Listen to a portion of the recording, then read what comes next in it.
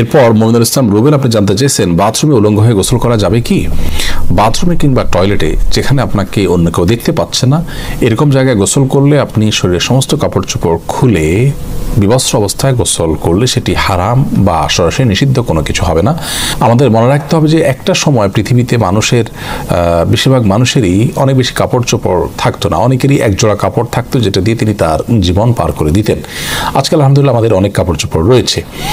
তো যার সামর্থ্য আছে এরকম অবস্থায় তিনি সকল কাপড় চোপড় খুলে গোসল করাটা তার জন্য অনুত্তম।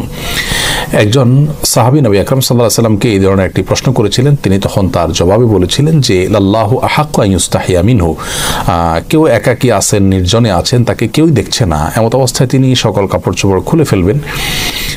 এই বিষয়টি অনুত্তম, কারণ আল্লাহ তাআলা তাকে দেখছেন, আল্লাহর প্রতি তার লাজ লজ্জা থাকা উচিত অন্তত। আর এটি নানান দিক থেকে আমাদের জন্য ক্ষতিকর বটে, মানুষের স্বাভাবিক লজ্জা এটাও কমে যায়। এজন্য একান্ত প্রয়োজন না হলে বাথরুমে উলঙ্গ হয়ে গোসল না করাটা উত্তম।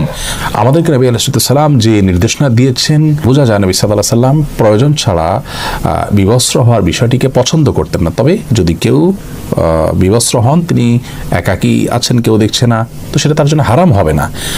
একটা হলো অনুত্তম আর একটা হারাম, দুই জিনিস। কিন্তু হারাম হবে না বিষয়ের কারণে, গুনাহ হবে না ওটার কারণে, কিন্তু অনুত্তম হলো একজন মুসলমান অনুত্তম কাজ থেকে বেঁচে থাকার চেষ্টা করবেন, কিন্তু প্রয়োজন হলে তিনি এটি করতে পারেন। অতএব গোসলের সময় অন্তত নাভি থেকে হাঁটু পর্যন্ত সতেরো জায়গাটুকু ঢেকে থাকে এরকম গামছা বা তোয়ালে বা লুঙ্গি অনেক কিছু পরনে থাকলে অবস্থায় গোসল করাটাই হলো ভালো। প্রয়োজন হলে উন্মুক্ত করতে পারবেন সেটিও।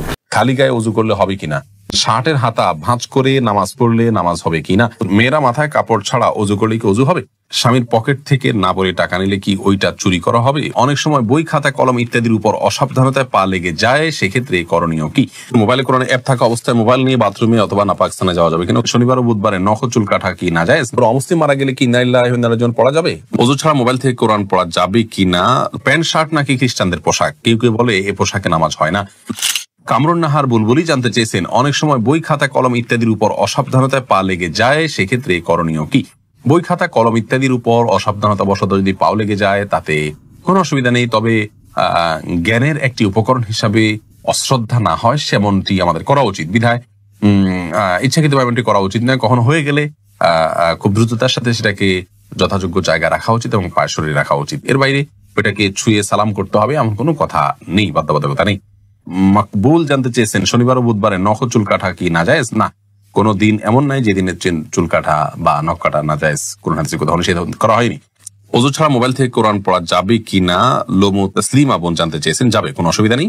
মোবাইলের মধ্যে যে কোরআন থাকে এটাকে ওযু ছাড়া ধরা যায়, কারণ এটা মূল কোরআন নয়, এটা আপনার সফট কপি, এটাকে আসলে ধরা যায়ও না, উপরে গ্লাসও আছে, অতএব এটা হাত দিয়ে পড়তে পারেন, কোনো অসুবিধা নেই।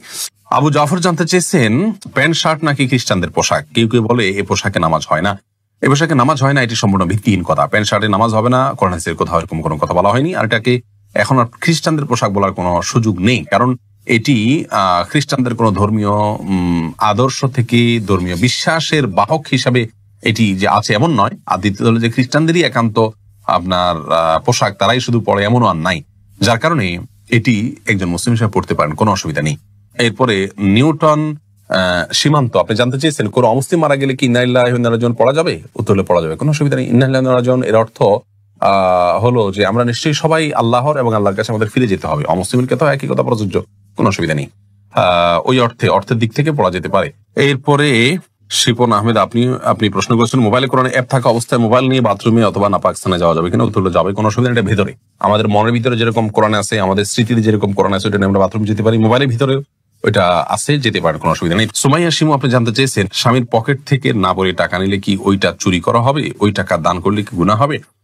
বোন সুমাইয়া, স্বামীর পকেট থেকে যদি আপনি টাকা নেন এবং স্বামী যদি জানেন, মৌনসম্মতি যেটাকে বলে, তিনি জানেন যে হ্যাঁ আপনি নেন, কিছু বলেন না, এরকম হলে আপনি নিতে পারেন, যেটুকু তার মৌনসম্মতি আছে এটুকু।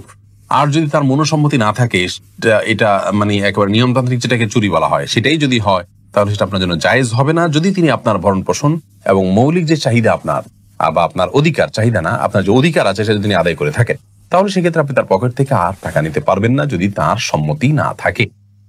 আর যদি মৌলিক চাহিদা পূরণ না করে থাকে, তাহলে সেক্ষেত্রে আপনার মৌলিক চাহিদা পূরণের জন্য যেটুকু নেওয়া দরকার সেটুকু আপনি নিতে পারবেন। এর অতিরিক্ত অংশ আপনার জন্য নেওয়া জায়েজ হবে না। এস এম রাফি জানতে চেয়েছেন, শার্টের হাতা ভাঁজ করে নামাজ পড়লে নামাজ হবে কিনা?